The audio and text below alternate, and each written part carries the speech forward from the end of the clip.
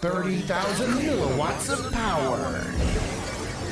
Broadcasting almost across the valley. AM 1620, the Eagle Radio Network.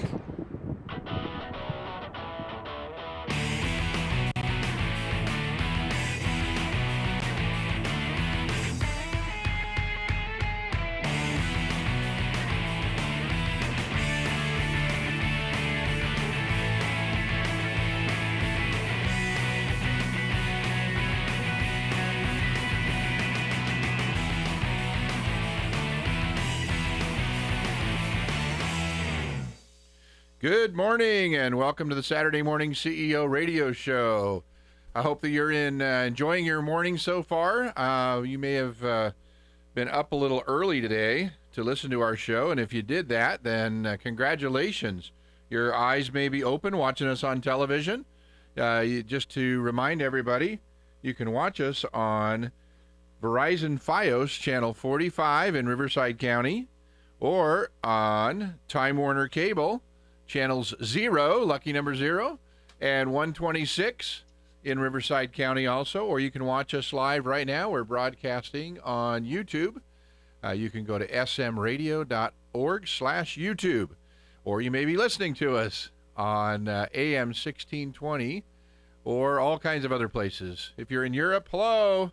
We're on satellite radio out there. Let's see, any other big announcements today? I don't think so, so we're going to get right into our guest here right away. Today, I'm rolling solo without a co-host, so we'll have plenty of time to chit-chat with our special guest today, Larry Broughton. And Larry has been on the show with us before. Larry is, I'm going to give you an introduction, and then I'll let you correct everything that I make mistakes on. Let me check your mic, do a quick mic check real quick here, Larry. Okay, can you hear me? Oh, yeah, we got you good. Excellent. So Larry has been, I should say, a Special Forces member of the Green Beret, and he runs a hotel chain as a CEO of a hotel chain. He also runs an excellent consulting business and consults for little companies you may have heard of, like Turner Broadcasting and the Pentagon. Also is running some mastermind groups and helping other CEOs. Larry's a great friend of the show. If you don't know already, our show is part of a nonprofit organization. We would like to educate entrepreneurs and entrepreneurs-to-be in starting and growing their businesses.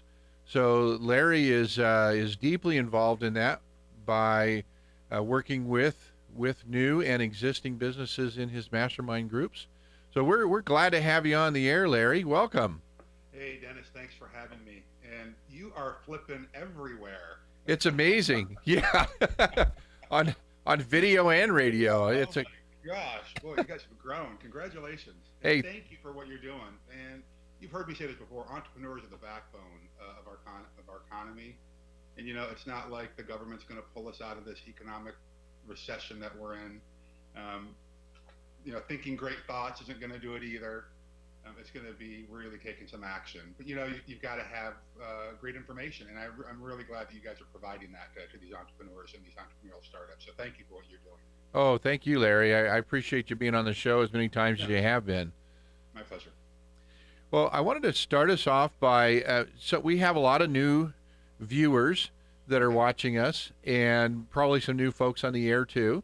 So I gave a little intro of who you are. Would you mind just kind of updating our folks who have never met you before? Tell them a little bit about how you got your start as an entrepreneur. A lot of people are what I like to call the unplanned entrepreneurs. You know, they're out of a job and they've been out long enough. Maybe their unemployment's run out, and if they're lucky, they've got some access to some money somewhere to try to get a business started, and they don't know what to do. Yeah, there are a lot of people out there. Sometimes I call them accidental entrepreneurs. Yep. I commend them, because a lot of these folks are just driven by the desire to support their family, to do the right thing, right? Now, for me, my entrepreneurial journey started at a pretty young age. I was out there doing the little lemonade stands that a lot of people would do, but we would sell like vegetables because I grew up in farm country in rural New York. And, I helped my brother with his paper route. And I remember in high school fantasizing about being a business owner. And I didn't know anything about business. I barely graduated high school. I didn't know what entrepreneurship was. I'd never heard that word before. But I knew that I wanted to be kind of in that arena, if you will. And so I was working at McDonald's and then got sidetracked, went into the military for a while, got my black belt in a martial arts style, and really thought for a long time that was going to be my life, was martial arts and the military. But then after getting out of the military, my first job when I moved to San Francisco was at a little no-tell motel in San Francisco in the Tenderloin. I worked there as the night auditor and just to put myself through college. After being there for a short period, Dennis, an investment group came in and bought the property and introduced me to real business, how to run a real business. And I fell in love with business. I fell in love with the hotel industry because it kind of fed a lot of my needs. I love leadership training. I love team building and marketing and branding and finance and real estate. And they all came together in the hotel industry. So I've been doing that for a long time. And as you said, I have a consulting practice as well, because over the years, as we grew my businesses, people started saying, boy, you're doing this in a really unique way. And yeah, you've got this interesting background in the military. Did the worlds really collide? What did you learn from the military about building elite teams there with building elite teams in business? And I hadn't thought about it, honestly, until people started asking me about it. And so as I started formulating my thoughts, I realized that there were a lot of the things that I did learn in special forces that I apply to business. To me, it was organic because it was who I was. But I started recognizing that the stuff, the things, the items that I had learned in the military aren't things that only military and veterans could learn from. Anyone can learn from this stuff. So I started consulting on this stuff, started speaking on this stuff, and then people asked me to start coming into their businesses and helping them do the same thing. So that's kind of where we are today. I appreciate that. Sure. I think you mentioned that you have been in martial arts, and I made friends with your brother on Facebook. Now, doesn't he run a martial arts studio or something like that? He is a stud. Yeah, is it Yes. Barry? Is that right? Yeah, he's the real deal. I faked it, but he's the real deal.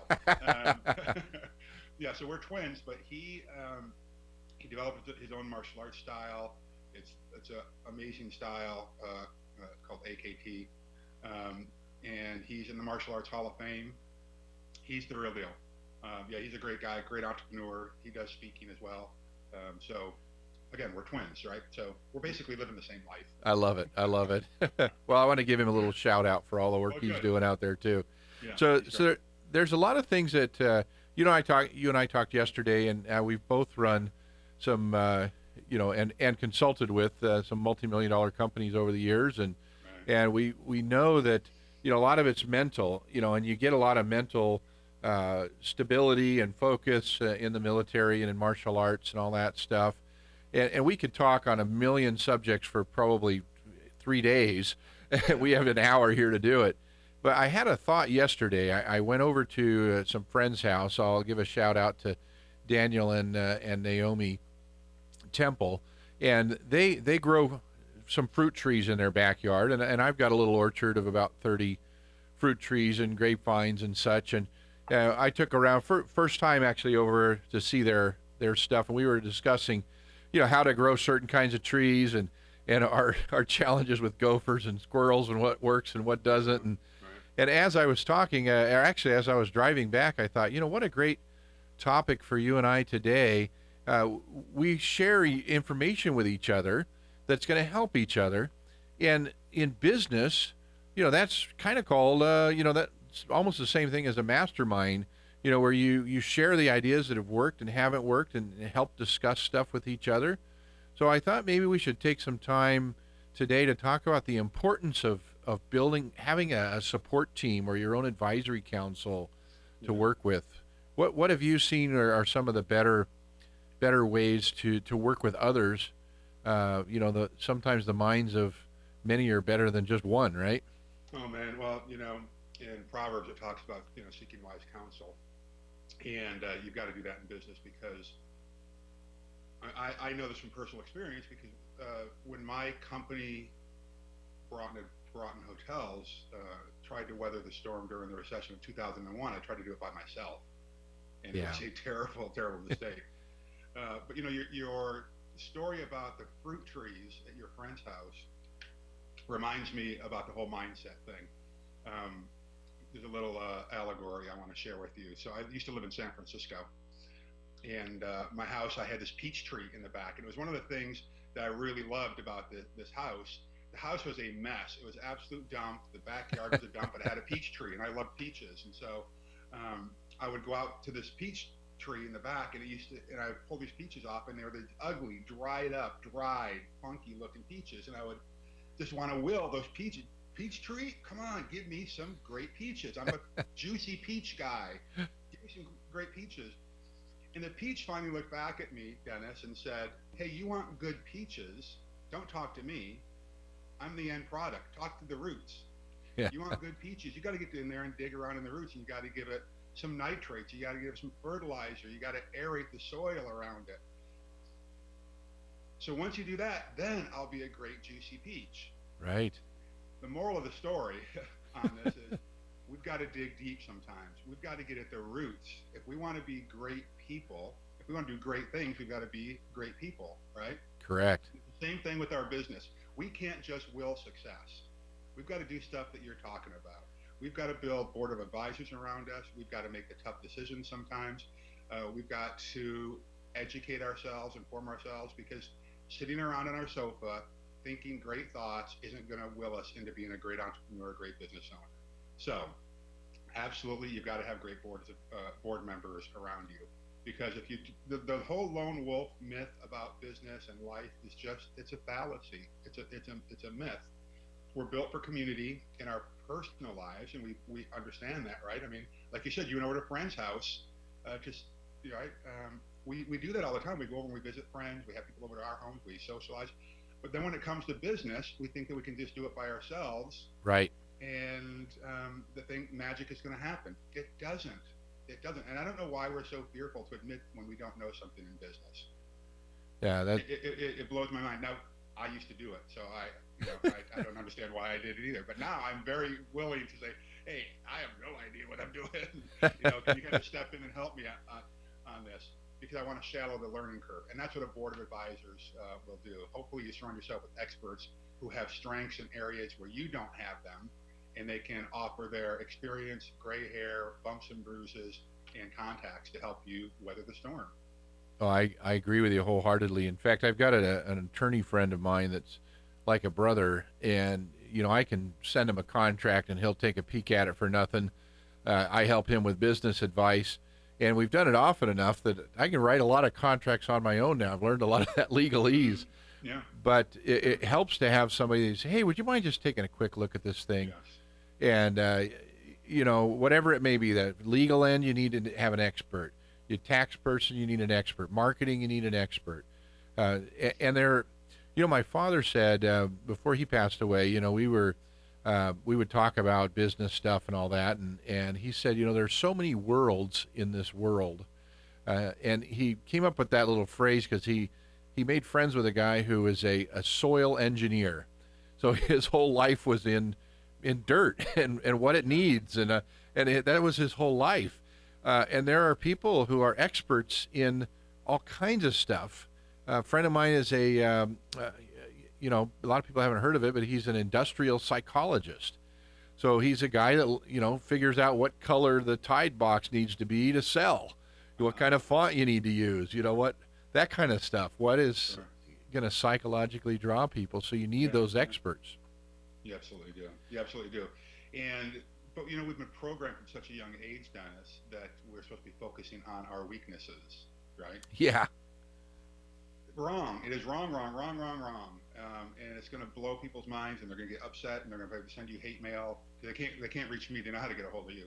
But what we ought to be doing is focusing on our strengths, make our strengths better. And those areas of quote unquote weakness that we have, those places where we fall down and fail and get bad grades on our report cards, if you apply that to business, then what you ought to be doing is those are the people that you bring onto your team, whether it's in a paid role or in an advisory role or whatever it is.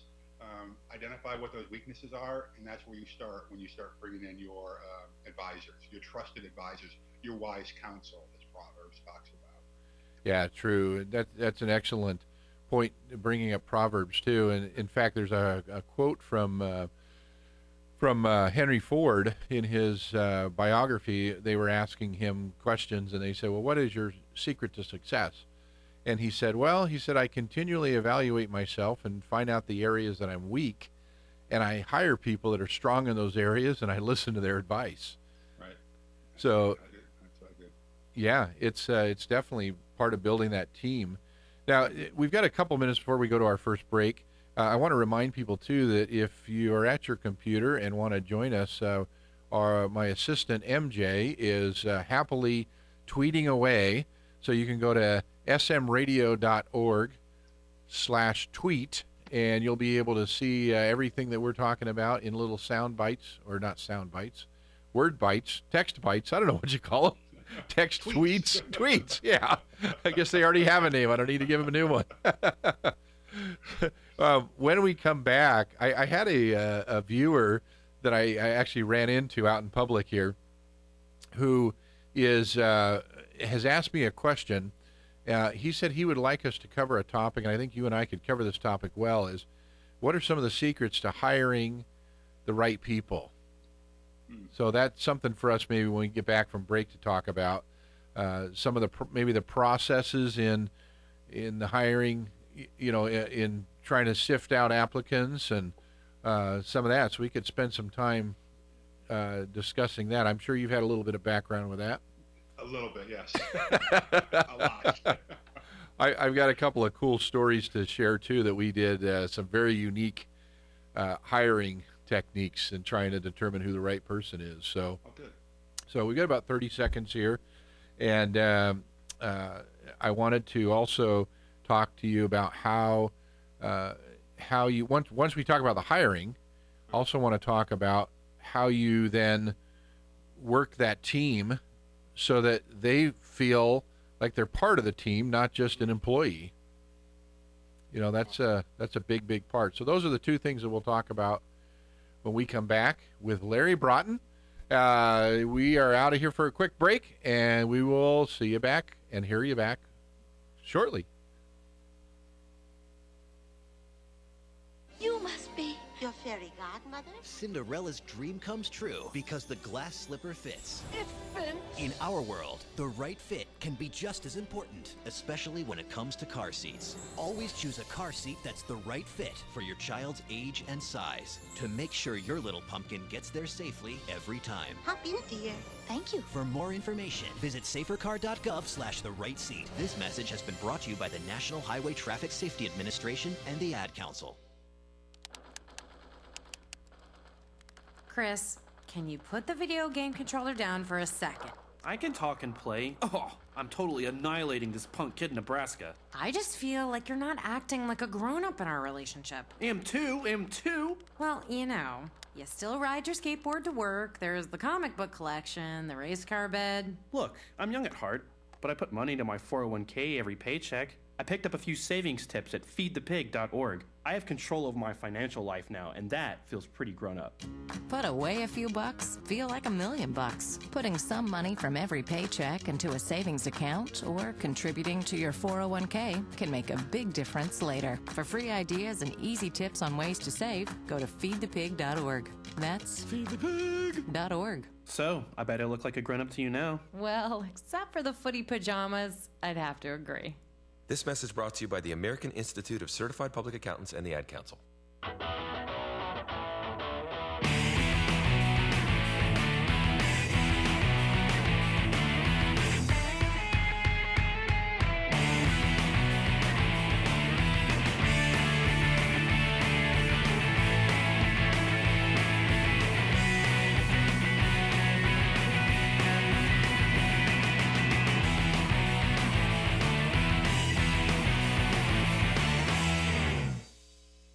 Welcome back to the Saturday Morning CEO radio show. We are here with Larry Broughton, an ex-Green Beret, CEO of hotels.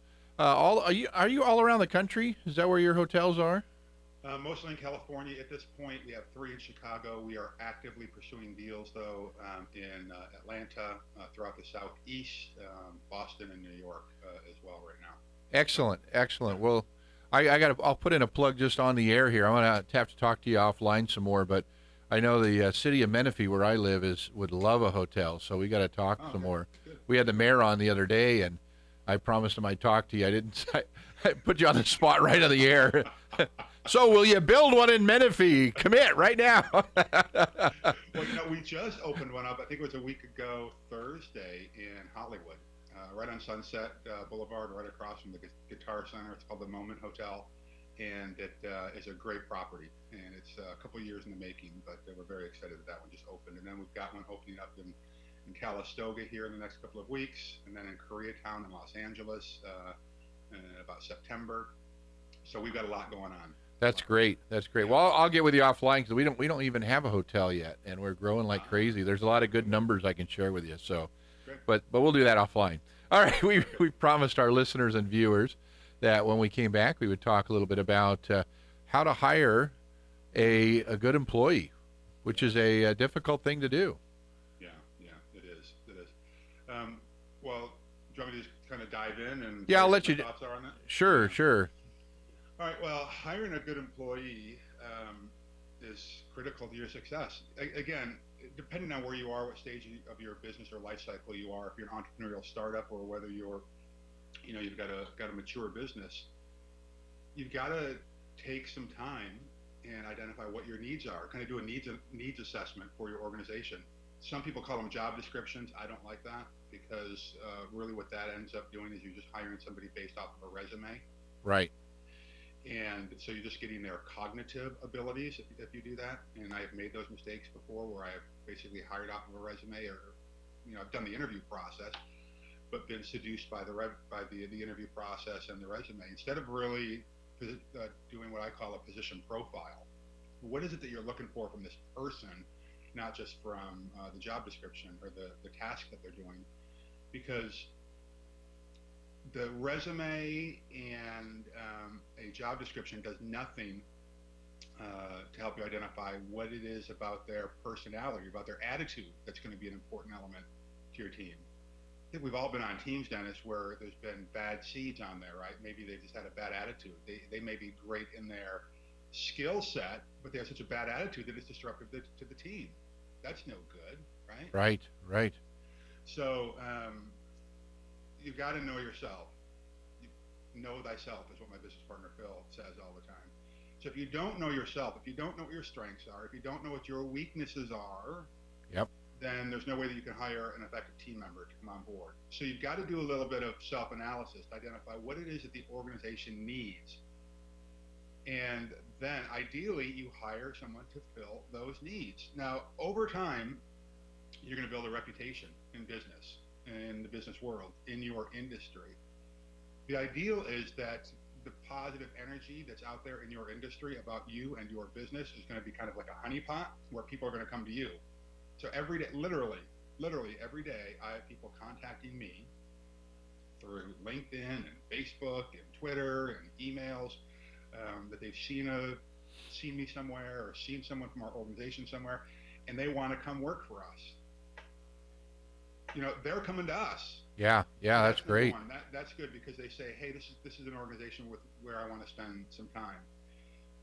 But if you don't understand the needs of you and your organization, and you haven't clearly identified what the core values of your organization are, then you're not going to find the right people. Because if you can identify what your core values are for you and your organization, that's where you need to be hiring the right people. So during that interview process, you need to ask them, so what are your core values? What are those things that you are not willing to compromise?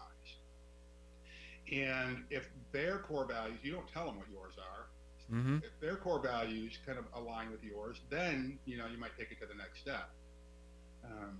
One of the things I always ask for key positions in the organization is this.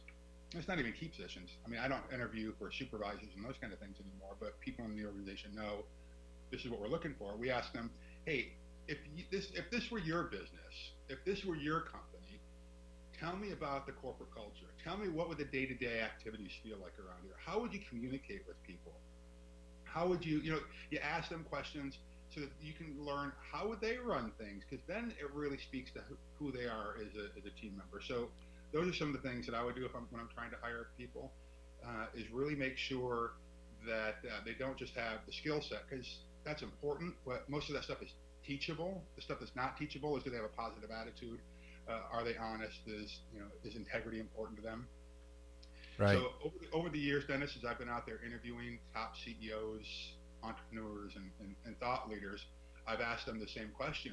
And the theme always comes down to this.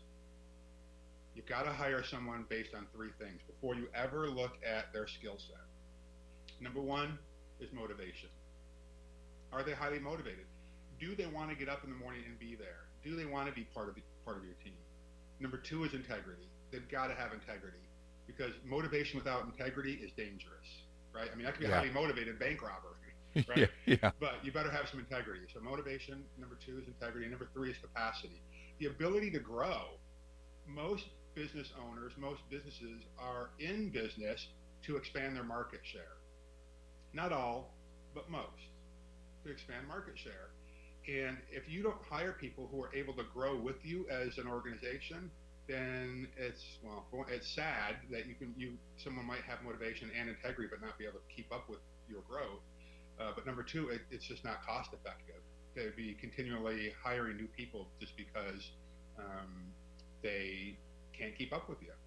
Right. So those are some of the keys, I think, on hiring the right people. But if you are not a great person, a great leader, you're not going to attract rock stars in your organization.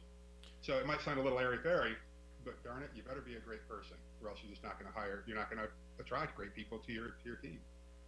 Well, you brought up a good point that I like to remind people about too, is that, an applicant should care about wanting to work for your company, not just care to work. I've asked a lot of applicants, so why do you want to work for our company? And there are more times than I would like to count where they have said, well, I just need a job. Yeah. And so, and I wish them luck in finding one. There's some little techniques that we have used trying to find those people with motivation and integrity and all that in a 15-minute or half an hour interview in a boardroom takes using some tricks, and asking the right kinds of questions. A lot of HR people know about, and you yourself, I'm sure too, about using behavioral questions. Tell me about a time when such and such happened, because it's probably going to happen again that way in the future. Yeah. And one of the things I think is important too is when someone is running a company, that you take advantage of your existing employees' recommendations. I've had stacks of resumes, and I'll have an existing employee come in and say, I've got this neighbor who I think might be qualified. Here's their resume. Now, I don't know about for you, but for me, that person is at least going to get an interview. They might not get hired, but the reason, depending what study you look at, there's 85 to 92% of all jobs being filled on a regular basis were never advertised. And that's because you find out from your existing employees. The reason I treat those with high quality is because I know that employee of mine is not going to recommend their idiot uncle or something. They're not going to embarrass themselves. So that applicant then is already pre-filtered. What is your thoughts on using a person who is recommended from an existing employee, or maybe another business owner that or something like that, as opposed to just reading through resumes? I mean, it's powerful. We do the same thing. I think you're silly if you don't. I mean, for a couple of reasons. One is the person who's making the recommendation often already knows the culture, and they know the needs of the organization. And oftentimes team members, Dennis, know the needs of the position that's trying to be filled more than you do as the CEO and the business right. And so they know, and everyone wants to be on a winning team. Everyone wants to be on a winning team. They're not going to bring someone in who's going to be disruptive. Usually. I mean, clearly there are always kind of funky dynamics that probably make for a great sitcom. But I think that that's really important. If you can get referrals from team members who are already there, they know the corporate culture, they know the core values of the organization. And oftentimes the learning curve just from getting to know people's personalities can be a little bit disruptive. And so if there's already some kind of familiarity with team members, new team members, with people that are already on the team, I think that can be pretty powerful. Yeah. Some of the things that I like to ask is I have people tell me about their life when they were in 5th grade. Or fourth grade. Good. How did you resolve conflicts back then? What role did you play on the playground? Yeah. Did you like to when you were playing sports? Did you want to win or did you want to have fun? Good. No, it's good question. You're still trying to figure yourself out, but studies have shown that those skill sets, character traits, core values you have in 5th grade are usually the ones that you carry on to adulthood. Now, granted, we all can change, we all evolve, but we don't know, like most of us, life experiences during that first series of interviews. But I don't hire people off of a 15-minute interview, ever. Good. Ever. In fact, what we say, the mantra in our organization is that we are slow to hire and quick to fire. And Good. by that I mean that we value the corporate culture so much. We value our core values so much. We're not going to make some willy-nilly decision because someone came in and answered a couple of, silly interview questions appropriately. We do a couple of interviews.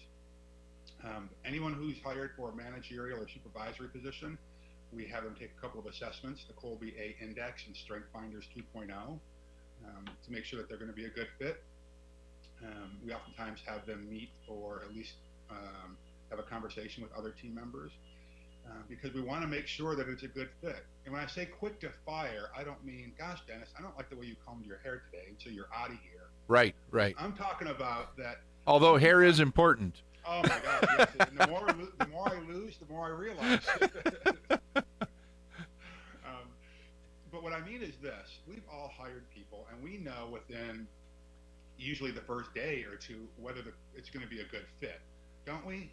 That's what true. Do we end up doing? We end up keeping them around because we need a warm body. Right. We need somebody to fill that position. And so the problem ends up being that you knew day number 2 this person wasn't a good fit. Day number 2 turns into day number 89 during their, we call it an introductory period or the probationary period. And then you realize as the business owner or the leader, oh gosh, I haven't given them any performance review, and so I can't fire them on day number 89. Yeah. Day number 89 turns into month number 6, and 2 years later, you're still kicking yourself that you have this person that you knew was not going to work out day number 2. Well, we don't do that. If someone's not working out in the beginning, we let them go right out of the gate because it doesn't get any better than the honeymoon period. Right. It just doesn't. And so if they've got a bad attitude, day number 30, they're going to have a bad attitude, year number 3. Yeah. So we let people go pretty quickly and just say, hey, it ain't working out. I'm sorry. We made a mistake. I'm setting you free. Yeah. Setting you free to go serve someone else. I like to call it the we want to make you available to the industry. I love that. Make you available to other opportunities. But I've actually said that in some of my firing meetings, and say, look, and I said it in a nice way. I joke about it right now, but say, hey, we got to do this kind of like a Band-Aid. We just rip it off, and it didn't work out in our relationship here, our business relationship, but I want you to be available to the industry. Yeah. So you've got something to offer somebody somewhere. So. Well, they do. Everyone does. And the thing is, I think where it gets so difficult sometimes, I have been there. I've seen these types of firings before, or these terminations, where you go in and this termination that ought to take 5 minutes, no longer than 5 minutes, is a 50-minute process. And the person is squirming. And the reason it's squirming is because the leader didn't do their job on the front end of communicating it, and they don't have the courage to just play it straight. Hey, it takes guts to do this. I get it. Yep. I get it. But boy, if we are flawed as leaders and as executives, we shouldn't be taking it out on our team members. No, I agree. We owe it. There's a moral imperative that we ought to be communicating effectively with our team members. And firing should never be, I believe, they should never be a surprise. Unless there was, I'm sure there are some circumstances where it's going to be a surprise, but where you have to actually fire someone for performance, yeah, there should have been a whole lot of communication leading up to it. We call it coaching them up or coaching them out. Right. It's setting those expectations. I think that of all the businesses I've consulted with, that's been one of the biggest problems, is not paying attention to, am I communicating the expectations properly to this employee? And if we say, hey, look, this is where we're expecting your performance, this is where it's at, let's look at it in 15 days or 30 days, and here's where I'd like it to be. Well, when that day approaches and you say, hey, it's time to meet, and they know they haven't met that expectation, then yeah, it's not a surprise. That's right. And one of the mantras around our organization is that people can't meet your expectations if they don't know your expectations. Right. So what does that say? That puts the responsibility on the leader to make sure that they're communicating effectively. Oh, very, very true. Yeah. I've got, you talked about being slow to hire, and we're down to like 20 seconds now before we go to break. But I do want to tell a quick story of a very unique thing we did in hiring the manager of a call center. And we'll do that right when we come back. Remember to go to smradio.org/tweet to follow MJ and all of her great words about the show today. And we'll be back in just a minute. For the California Dental Association, Chris Gucci. As an Olympian and daughter of a dentist, I know the importance of having healthy teeth and a bright, healthy smile. Tooth decay is the #1 childhood disease, more than asthma and obesity. That's why a new state law requires that kindergartners receive a dental checkup. So parents, prepare your children for school. Take your child to see a dentist. It'll make you smile too. For more information, call 800-CDA-SMILE. Do you suffer from the heartbreak of brain rot, feeling bored, sluggish, listless, not had a new idea in days? Using electronic gizmos without a clue why they work? Now there's help. Ham radio, guaranteed to stimulate your corroding neurons and open a whole new world of excitement. To learn more about ham radio, go to helloradio.org. Side effects of ham radio usage include mental stimulation, desire for education, new career paths, understanding of technology, and cases of addiction have been reported. If you experience any of these symptoms, you're welcome. Ham radio. It's not your granddaddy's radio anymore. They were outnumbered, out-equipped.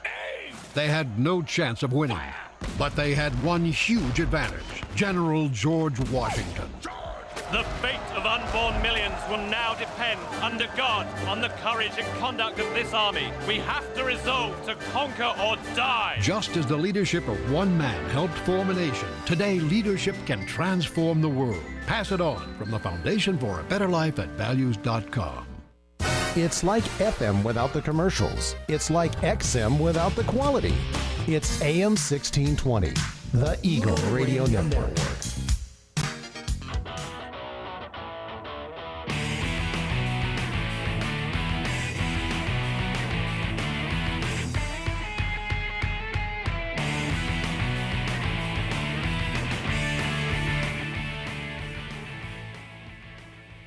Welcome back to the Saturday Morning CEO Radio Show with Larry Broughton.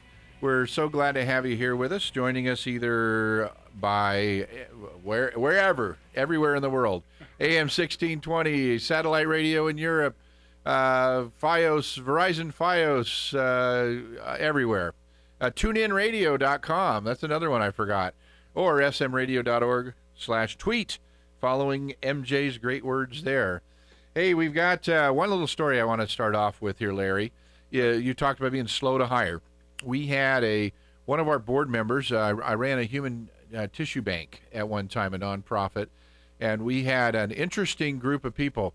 We had folks who had to talk to families on the phone, sometimes maybe 30 minutes after their loved one has passed away, about whether or not they wanted to be a donor of bone and skin and other tissue. And then if the person said yes and they cleared the medical qualifications, then they would have to get on the phone with people who had no problem taking the scalpel and going in and taking that out. So you had people that had to be very sensitive in two extremes on the phone. We're looking for someone to run that department. We really needed someone that was sensitive and understanding. We narrowed it down to two people. And during that time of trying to narrow it down, we decided to include our staff in doing so. And rather than doing a group interview in the boardroom, Tim, one of our board members, suggested we do something different, and it actually worked out great. We took some folks from the front end, some people who work in that department, some who were in our surgical department, and a couple other managers. We invited the two applicants. They both happened to be women. They both happened to be married. So we invited them to bring their husband with them to come play miniature golf with us for about 30 minutes. Went to a miniature golf park and just played golf with them. Everybody got a chance to talk to them, and then we had a little debrief with pizza afterwards. And what we found was the one who I didn't tell anybody. There was one that I wanted that I thought was going to be the winner. And it actually turned out being the other person, because while we were out playing golf, one of our frontline employees was trying to ask just a casual question to her husband, the one who I thought we were going to hire. And as she asked him questions, his wife, who was the applicant from the tee, she was at the hole, and his wife was all the way at the tee. She was shouting answers. She was answering the questions for him. She was controlling the whole conversation.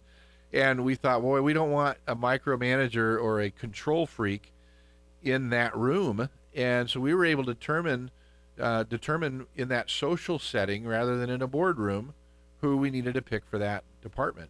Yeah, that's brilliant. It's brilliant. Because there are so many books, training courses, schedules, classes in college to train people how to do good interviews, right? You don't get the truth in interviews oftentimes, like you do in social settings. I do something similar to that for key people. I'm talking about key executives and managers. I like to actually go out and have a meal with them and see how do they interact with the service staff at this restaurant. Nice. Because we're looking for servant leaders, and if we walk in and they are rude to the valet or they're rude to the wait person, well, guess what? They're going to be the same way to the team members in our organization and to our customers, clients, and guests, and that's just not acceptable to us. So, I know that's a good story. I'm glad you shared that. Oh, thanks. I'm looking at some of MJ's tweets during the break. Yes. And there's one in particular that's kind of funny. So, hey, I understand that I have a slur, so just slap me if you don't understand what I'm saying. So, did she MJ put that says, in there? No. No. He has a slur. Please listen. Live counsel is very important. So what I meant to say is wise counsel, as in counseling, having wise counselors around you, people who have wisdom, not live counsel. Because having live people with you, that is a pretty good thing. Well, when I had the tissue bank, well, that's a whole other story. Let's save that one. Okay. So having wise counsel. I'm just doing a great job of capturing a lot of our comments on here. Absolutely. She had a question on here too about what do people think about digging deep? What does that really mean, to dig deep? Dig deep, as in like when the going gets tough, you got to dig deep. Yeah, you talked about how sometimes the accidental entrepreneur has got to dig deep. Yeah. Well, what I mean by that is that too often in life we are looking for the easy way out, and we never really challenge ourselves. And when the going gets tough, we quit.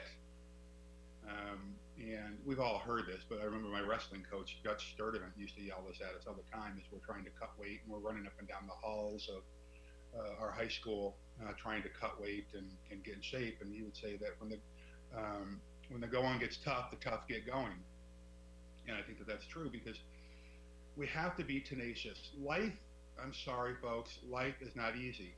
It's just not.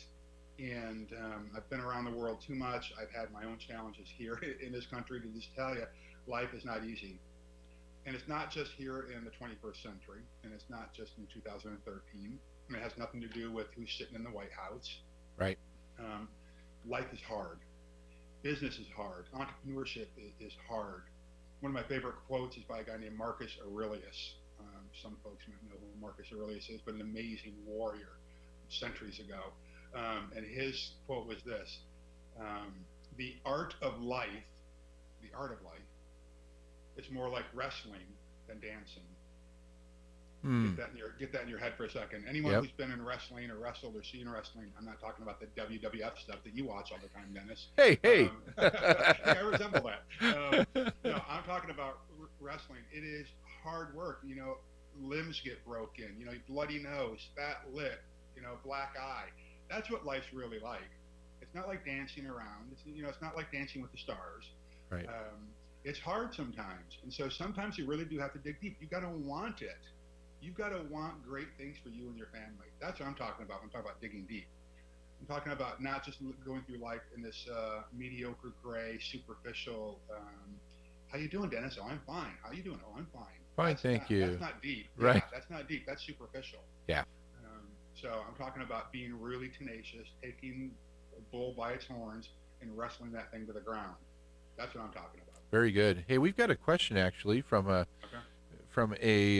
listener here that you and I think actually both know, and that is from Alan Skidmore. He sent me this message on Facebook here on my phone. So he's talking about he may get hired or just got hired. It says maybe hired into running an IT department that currently maybe has a not my job mentality. He wants to change it into a let's get it done and service type of a department. And because it's a university, it has a lot of politics and all that stuff. So he's asking what are some ideas on it and trying to change a culture within a department, which is probably even harder than changing one in a company. Yeah, it's funny. So, personal experience. By the way, thank you, Alan. Alan is one of my favorite people. Great guy. Out there, he is a great guy, and a lot of people can learn from Alan Skidmore. This guy's got a servant's heart. Yep. And he's smart and cares about people, and because of that, he builds great bridges with people. And instead of just taking all the time, right, Dennis? You and I know some people like that, where all right. you do is take, want to get information from people. This guy serves other people. So, Alan, congratulations on this position. I would say this: it is challenging. I think particularly in academia, we have some of our clients are universities, and I know that the culture there in a lot of universities is that it's not my job. Or, hey, I've been here so long, it's not how we do things. It's going to be a challenge. Now, we have a hotel, by the way, that I won't say the name of it, but there's a big, deep renovation going on there right now, and it's kind of an icon. And there's a culture there like this, like you're talking about. It's not my job, done this for a long time. And so, it gets challenging. What I would say this, Alan, is you don't come in with the attitude, hey, there's a new sheriff in town, because that will go nowhere. What you do is you go in and say, one thing you got to identify, what is the job of the department? At the end of the day, every department is there to serve someone or something. It might be you're serving the purpose of the mission. So I would just go in and just say, hey, what do you guys want to do? How are we best going to serve the organization? Everyone wants to be on a winning team, right? I would just ask tons and tons of questions if it were me. I would do what's called a work climate survey or a departmental climate survey. Find out what do you need to do, what tools do you need to do your job better. Do you trust the people that are on your team? Start asking a lot of questions, and information will come from that. I want to add something, Larry, too, is try to ask them those questions one-on-one, because if there's an existing culture, they're going to be afraid of saying anything that's positive or growth-oriented in front of everybody else. That's right. Yeah, so these work climate surveys I was talking about, those are all confidential. Yeah. By the way. And there's ways to do that through SurveyMonkey and a lot of other things, too. But, very, very good Alan, point. if you want to talk offline on that, we can talk offline as well. There you go, Alan. So thank you very much. I appreciate that, Alan. And we've got about 10 minutes left on the show, and we've covered a lot of HR and team building things. And like I say, you and I could probably talk for hours and hours on just about any business-related topic, and I love having you on the show just for that reason. we don't have to have a lot of prep time. We just kind of laugh and say, let's talk about stuff. So that was the prep time last week. I think we said, let's just wing it. Yeah, that was the word. Well, I wasn't going to tell everybody. That's what we said. But no, I do appreciate that you and I have a lot of the similar backgrounds. We can chit-chat. But I wanted to make sure that we get an opportunity to hear what you feel your nuggets, gold nuggets of information are for our up-and-coming entrepreneurs and those who are running businesses right now that are listening to this show to try to get something. I feel in my heart to share one quick thing, and that is that I think I know a lot of business people that think they're making a lot of headway because they're making $800,000 a year, or they just hit the $1 million mark. Think big. You and I consider a small business something maybe $5 million or under. It's a pretty small sized business. So think bigger. That's my little gold nugget I just felt to share with everybody today. So what are some things that you have to share with everybody? I think that thinking big is very good. Well, two quick things. I think reality is your friend. Reality is your friend. Love it. Yeah. Too many people get into business and they don't want to be realistic about where they currently are in their business. So reality is your friend. Everything starts from a realistic analysis of your skill set, your talent, your resources, your capital stack, whatever it is. Reality is your friend. And the second thing is you have to surround yourself with people who are bolder and brighter than you are. If you are the smartest person in the room, if you are the smartest person on your team, it's going to be a short path for you right off the cliff. Things change constantly. Right. So you've got to surround yourself with people who are bolder and brighter than you are. And whether that means that you have a board of advisors, or you have great team members, or you just avail yourself to amazing conferences and events where you can have direct contact with thought leaders, entrepreneurs, and experts. That's really, really important. Oh, those are some great things. I think going and attending these conferences and networking, getting to know people is a key point. So now, speaking of conferences, don't you have some stuff coming up that people could go to? Or? Yeah. In October, that's the big one that we've got coming up. So we can just focus on that. We have a thing called the Entrepreneur Uprising. We do it twice a year. This one's in Los Angeles. Love that name. Yeah. Well, hey, here's why. I believe that, as I said, entrepreneurs are the backbone of our country. And I'm talking like pitchforks and torches. We have to take the economy back, and entrepreneurs are going to do it. And it's an uprising. It is a movement, and we are the vanguard. People like you and I, we are at the tip of the spear. And I want to look at it that way, because there are a lot of well-meaning bureaucrats out there who want to do great things, but they're bureaucrats and they don't understand how to even run a business. And I think there are a lot of people out there who are running entrepreneurial conferences who aren't entrepreneurs themselves. They've not been there, they haven't done it, they're not doing it. So we've got this event called Entrepreneur Uprising 2013, coming up October 3rd, 4th, and 5th in Los Angeles. It's going to be a very powerful event. It is not the typical fishbowl event. We have people like J.J. Ramberg, who's going to be there. She has a show on MSNBC. It's the longest running cable show dedicated to entrepreneurship and business. We've got people like Alden Mills, former Navy SEAL. Great. Inc. Magazine's fastest growing privately held company a couple of years ago. Mindy Doney, who was the inventor and launched a product called Boogie Wipes several years ago. Angelique Grewers. We have people who are not in the fishbowl who are going to be there, and we have an opportunity. They're all going to do little talks, but no one is pitching. This is not a pitch fest at this thing. So they're going to do a talk, then I'm going to do a one-on-one interview with them in front of the audience, and then there's going to be Q&A where every person on stage is going to get a chance to have audience members ask them questions. There aren't a lot of events where you go and have that opportunity. Usually, right, the keynote speaker gets up there, they do their keynote, and they're off the stage. Right. You don't get a chance to challenge them or dig deep on a point that they made. So that's going to be the format of this event. It's going to be very powerful. We're going to have what's called the Meet the Money panel on there, where we'll have people to talk about creative financing. We've got Andrew Rationell from Peer Backers, the #3 largest crowdfunding organization out there. Oh, that's great. So we'll have crowdfunding, traditional financing, angel investing, and syndication all on one panel. And people will be asking them questions about how do I launch or expand my business through those financial channels. So it's going to be October 3rd, 4th, and 5th, and people can find out about this at euprising2013.com. euprising2013.com. And it's $1,997 to go to this thing. That's the retail price, and that's what it's going to be after, I think it's mid-September. Okay. We do have an early bird pricing, so it's $997 if someone would just to go to the website and sign up for it right now. So it's basically $1,000, $997. But for your listeners, Dennis, because you've had me on the show so many times, we're going to give your listeners $250 off of that. Wow.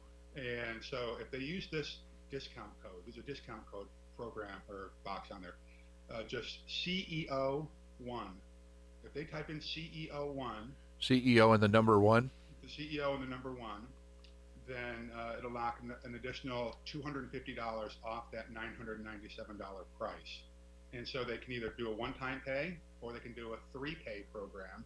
And so it'll be great. And here's the thing, I personally guarantee, and people who know me know that I've got a little bit of integrity. Yeah. I guarantee that it's going to be a great event. I guarantee that if it's not a great event, if it's not like anything you've been to before, or you just feel like this has been really lousy, I'm going to give you your money back. Wow. No questions. Wow. Just, all right, fine. Good. And so it's basically no risk for people. So it's at the Sheridan Gateway up at LAX. It's going to be powerful, powerful, powerful.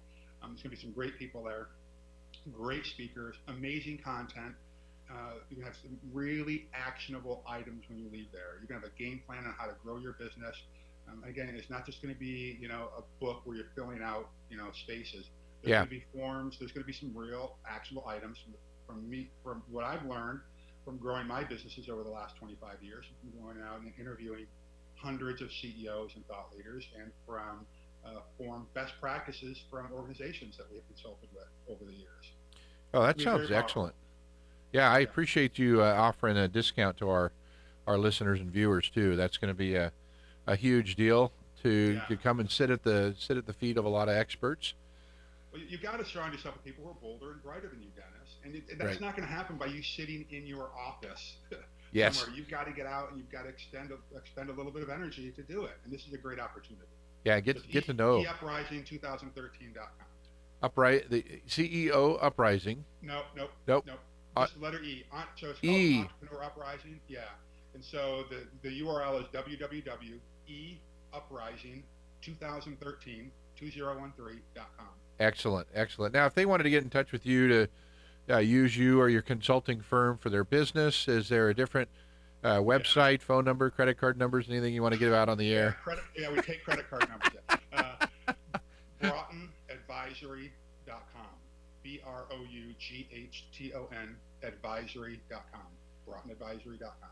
Excellent. We are so glad to have had you on the air today with us. And as we finish up here in the last couple minutes, I want to remind everybody we're on every Saturday morning from 8 a.m. to 9 a.m. Pacific time. And you can watch us. Let's see if I can get all these places. I always forget somewhere that we are now. You need to develop a list. That's right. AM 1620 in the local area here. Hammett, San Jacinto area on what do you call that? Satellite radio in Europe, parts of Africa, and then we find out from time to time all over the world. Live audio on smradio.org/audio, which brings you to TuneIn Radio, actually, where we're live all the time. And also on video, smradio.org/YouTube, streaming live, or live on Verizon Fios, channel 45, Time Warner Cable, channel 0 and 126. And if you happen to find us anywhere else, let us know, because stuff just pops up all the time. Other cable companies will buy the channel programming, and we find out from time to time we're in all different areas. So we're glad to have you join us. Tweeting live, we want to thank MJ for tweeting for us on smradio.org/tweet. We would love to see you this next week. Also, Larry, we're going to have you on from 9:30 to 10:30 on all those same channels, except for radio. We're not simulcast on radio yet. Is the Saturday Morning Success Talk Show with actress Sandra D. Robinson. We're running some reruns right now while we're fine tuning and getting the show raring to go. So if you want to join us there or next Saturday morning, 8 to 9, please join us. We'd love hearing from you.